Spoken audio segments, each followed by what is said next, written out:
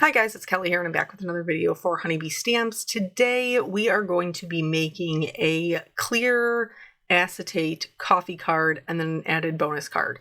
So I am using the Sip Smile Repeat Sentiment and then also the Lovely Layers coffee cup and the add-on Swirl. So I've pulled out a bunch of different colored cardstocks that I'm going to be die cutting out of, and then also my acetate. There's a lot of different acetates on the market. This one I believe is from Spellbinders. I also like Hero Arts. There's a lot of ones out there that are very good. So I am cutting my cup out of, this is for the warm one, this is the bonus card. I'm cutting it out of ivory. And then I am cutting its sleeve out of a craft cardstock. For the acetate card, the cold version, which is going to be the one that we want to be able to see through, right? That is a couple of different colors of cardstock, but we'll talk about that when we get there. So I wanted to... You obviously don't need to create it as a clear... Like, you don't even need... like the clear portion over it in order for it to look like a coffee. But I really wanted to be able to have that acetate element because I think it's super cool. And you could do this as a shaped card. I did a video where I turned these into shaped cards before. But this time they're just going to be regular cards with that acetate element. And so we're going to be doing some experimenting to see what works best. So for the little stopper and the straw, I chose to go with a blue. I knew that I was going to be using one of the cardstocks out of the Homestead Hues paper pack. And so I picked the blue because I love blue and also because it's in the background. Then for these swirls, you have the large base, and then you have several other swirls that kind of lay on top of it, and then there's one that has like this drip. I didn't end up using the drip, but I will show it to you so that way you can see kind of how everything lays out. And then it also has this whipped cream, which I will not be using for the hot one, though you could. I will be using it for the cold.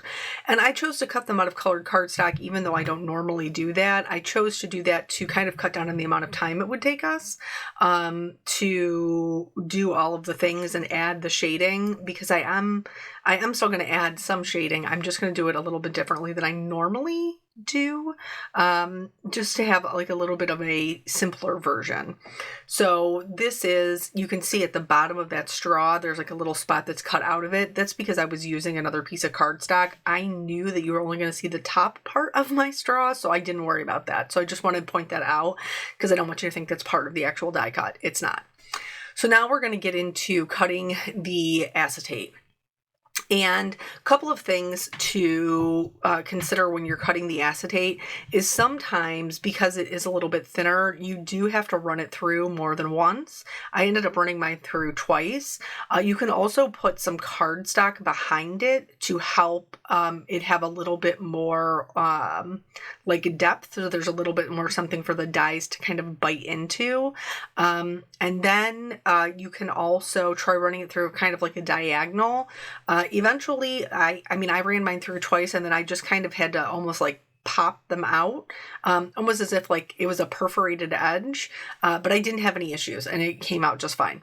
And then here is the whipped cream and the like the hand warmer part of that, and then I went through and I just die cut everything else that we saw me kind of tape down. And here I'm just going through and I'm separating where all of the things will go. So here is the swirls kind of laid out on top of each other. And then there's that kind of like caramel drip. Alternatively, instead of putting it on top, you could also put it in the back, or you would just use it by itself. I ended up going with, like, see here, you could see how the coffee would be lighter and the drip would be darker. Does that make sense? Or this is it kind of in the background, just adding another color. I ended up, like I said, not using it just because I felt like it made it a little bit more complicated than what I was going for. And then here I'm kind of layering everything up. there's the, the two pieces that sit on top I cut out of white, and then everything else, like I said, was out of ivory. And then all of those parts, I cut out the card, like the coffee cup base, and then the lid, like the lip portion of it. I cut all of those out for the cold coffee as well, but they're all out of acetate, so obviously they're a little bit difficult to see. Here I am adding a little bit of shading, just with a large ink blending brush. This is one of the background brushes, and I find that these work best for kind of giving the softest blend.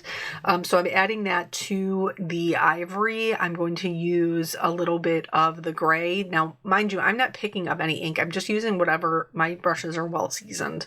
So I'm just picking up, the brushes and using whatever is left on there.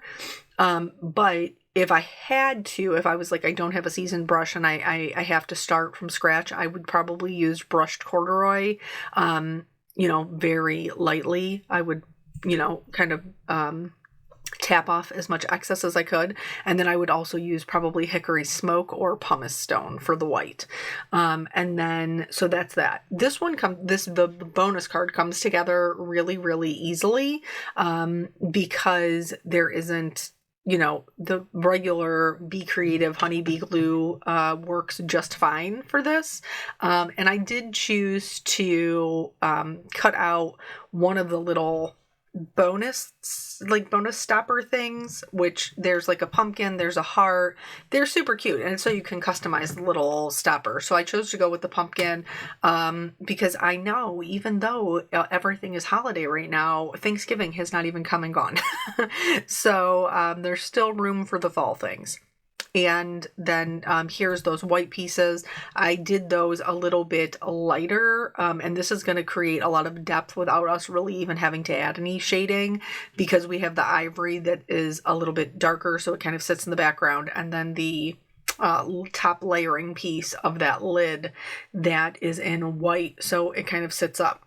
Here I put the stopper in first, glued it into the back, and then put it onto the card, onto the base. So then that way the little bottom part of the stopper is hidden. And then I'm going to add my little pumpkin right to the top. He's a cute little guy. But like I said, it's not terribly complicated. You could probably knock out a lot of these. I think these would be really great for like Secret Santas, like if at work, or, if you have a Bible study or a book club or something like that, and you wanted to do like little coffee gift cards. These would be great for that. So I am going to go in, now that it is all adhered, with just a W1 and a W3, and just add a little bit of shading kind of around the edges. This is such a limited amount of coloring, but it really does so much to add like a ton of dimension to this cup. So even if you are like, I don't love coloring or whatever, I would encourage you to try this. Even if like you don't have to use alcohol markers. You could use colored pencils, or you could use ink blending, just to add in that extra depth.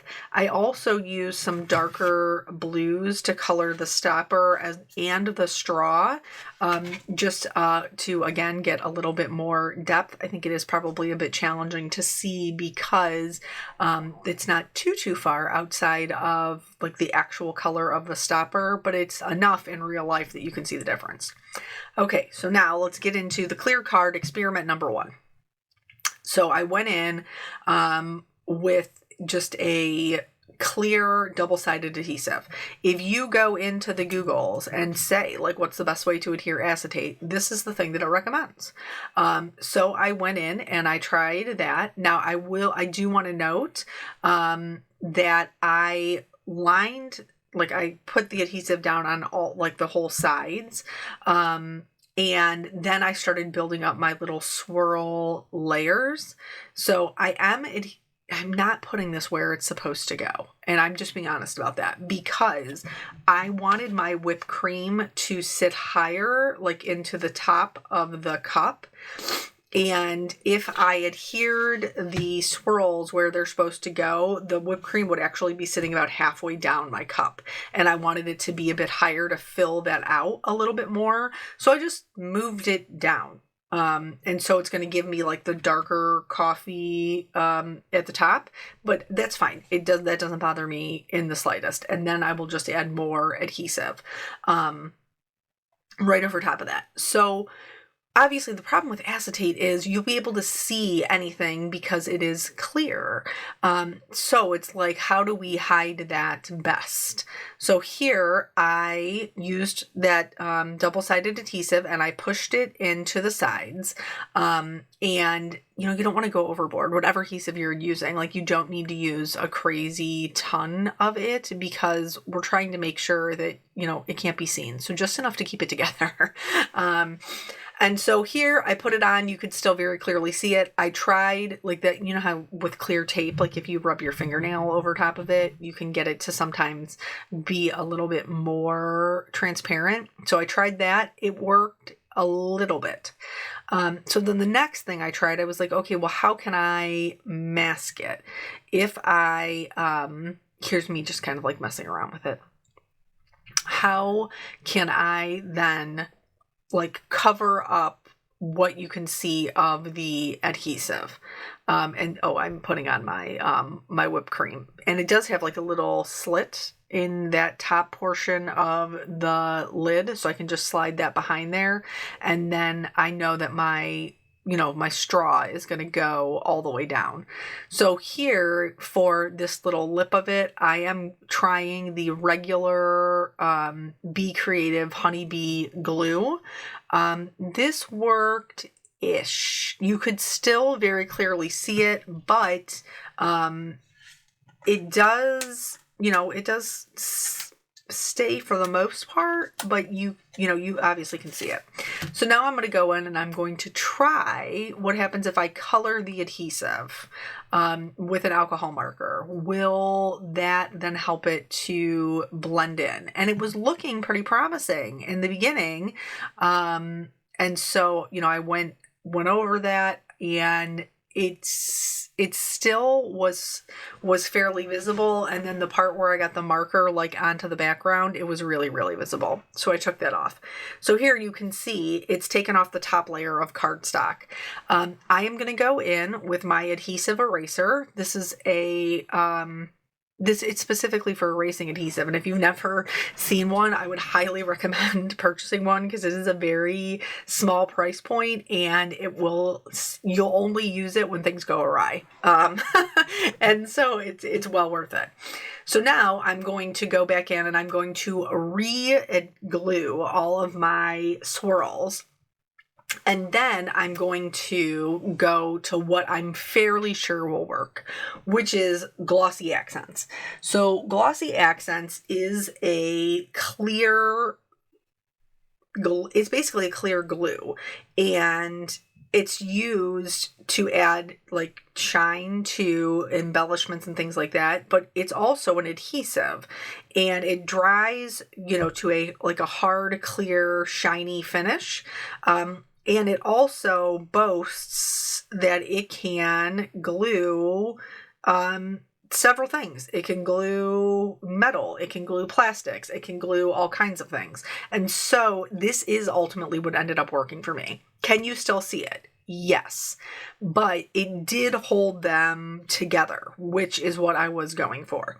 So then we're going to come up with a couple of other ways that we can kind of mask it. But in order to adhere the acetate to the acetate, the best one that I found was, in fact, the Ranger Glossy Accents. And I like having a little bottle of that anyway, because I like to add the gloss to different things, especially now that we're coming into the holiday season and, more is more. So I mean, for some of the pieces, like this piece right here, was this extra layer of piece even necessary? Honestly, I don't know. But I did put down the glossy accents, and then I put a little bit of weight on it by weight of my Misties, and then I let it dry for a little bit. Now, for the sentiments were created with the intention of it being kind of like a barista with the handwriting. So they have little hearts and smiley faces, and it's adorable. So for this one, I did have a great day with a little smiley face. That like hand warmer section is textured with embossing, so I did go back in with a black pen just to make sure that it was solid.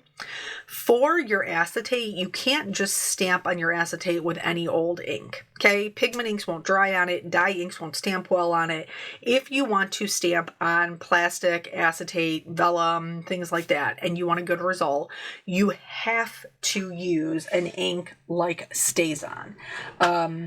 It's a different kind of ink that is, hold on, I'm going to see if I can find it so that I can read it to you.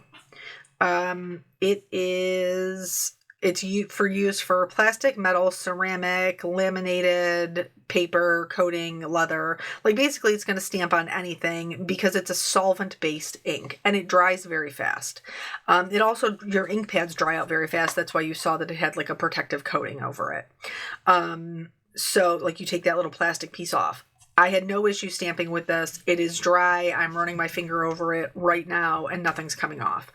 So because of that, I have the jet black, which is what you saw me stamp with, but I also have the white. And I thought, oh, well, maybe I could use this to mask a little bit of that adhesive by creating kind of like the frosty condensation that you see on the outside of a iced coffee or an iced drink.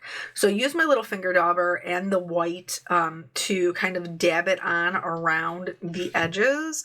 And honestly, that did work really well. It did work really well to kind of create that little frosty look to it.